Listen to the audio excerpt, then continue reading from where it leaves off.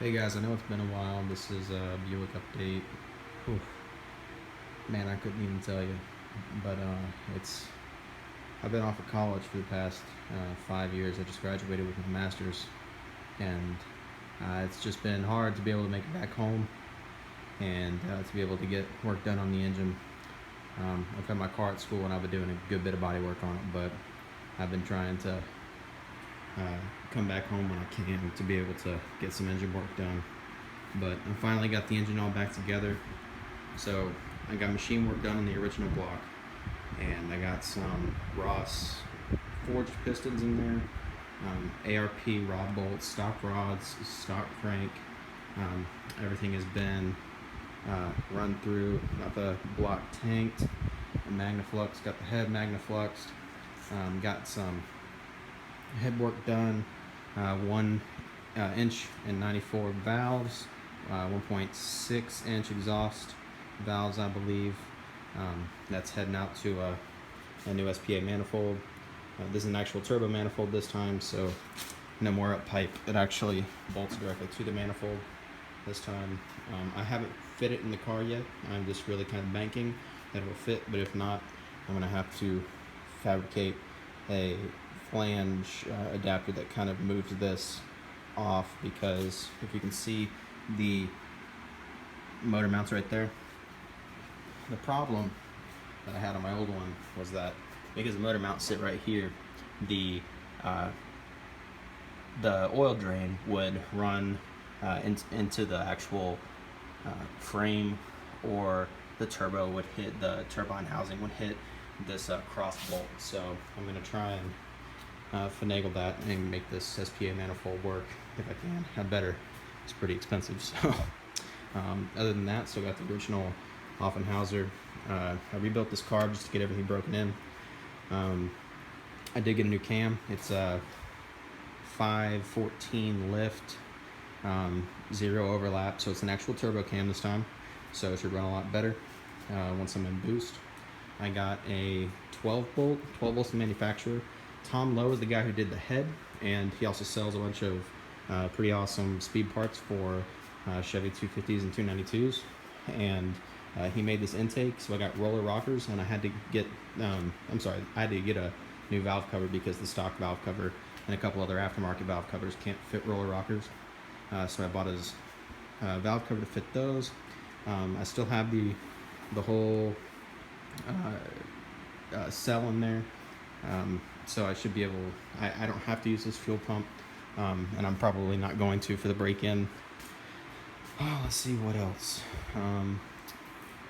Most everything else looks the same. The compression is going to be 9.25, I think, to 1, 9.2, 9.3, something like that. And much better cam, a lot of head work, should flow a lot better. And eventually, once I get this broken in and actually in the car, I still got a good bit of work to do on the car before I actually start driving it again. But I'm going to get a one of those Holly Sniper EFI things. They've come down a lot in price since I've looked at them last. So I'm finally going to make the throttle body fuel injection conversion over. So that should be pretty much just a bolt-on swap from the way I've done most of this work. So that's pretty much it on the engine. I should be able to get this in the car tomorrow and get it broken in. I've spent these last few days getting everything back together. Let's move on to the car. So the car, I've been doing a whole lot of body work on. That's really the only thing I could do while I'm at college, because all the specialty parts and all that, torque wrenches and engine lifts and all that, they're all my dad's. So I had to make the trip back home if I ever wanted to actually do any engine work. But all this body work, I've actually been using, the real stuff. I've been using urethane primer, just blocking it out and doing all that myself. Everything looks pretty nice and straight. This is a replacement fender from when it got hit a couple years back, and this door actually got hit pretty good. This still doesn't quite fit right. I'm going to have to do a little bit of adjustment, see if I either need to do some body work or get that adjusted out. But the rest of it looks pretty solid. This quarter is nice and straight. Roof looking good. This front windshield's seen better days, and this laminate's starting to come off, but I should be able to hide that with the trim. Everything else, deck lid looks pretty good. First repair I ever did actually was on this right back window channel right here, and this whole rear window channel used to be almost completely gone, but since then that's held up really well. This whole thing is pretty much gone, and that's all back where it was. This was the quarter that got hit pretty good, and it's not perfect, but it is so much better than it used to be, and the body lines and all that look pretty great.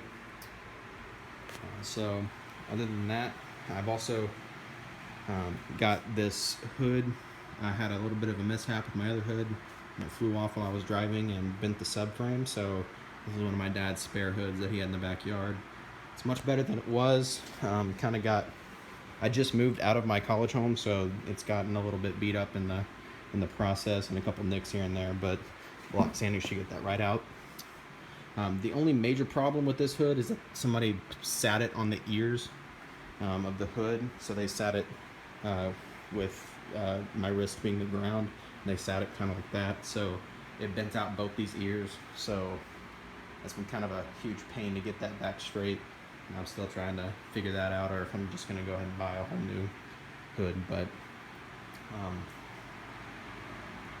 I have also welded in new floor pans and got those weather sealed, so I did this side, got that all in, and weather sealed up pretty nice. Same thing on the other side, and still have a little bit of work to do on the underside to be able to get that side weather sealed and undercoated and all that, but it should be good for now.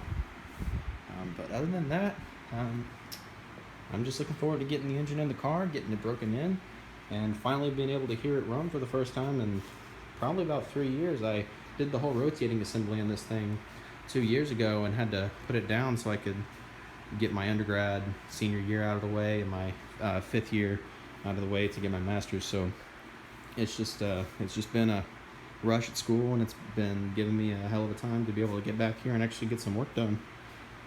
But I'm super excited to be able to get it, to be able to actually hear it run for the first time. So should be a good day tomorrow, and should be able to post a video of it actually running. So thanks, guys.